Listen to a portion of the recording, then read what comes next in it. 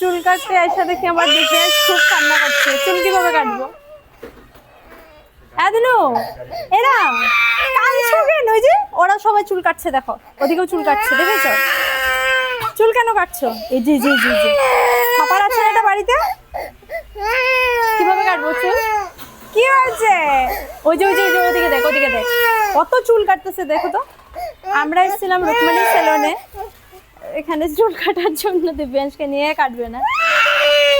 এরকম কি হয়েছে? চুল এমনি এমনি কুচ কুচ কুচ কুচ কুচ করে কাটবে ভিতরে? চলো চলো চলো আমরা ভিতরে গিয়ে কাটবো, চলো চলো চলো চলো। এটাত বসা আমরা এখন চুল কাটুম, কান্নাই করতে লাগবো না, আমরা এখন এটাত বসুম, ঠিক আছে?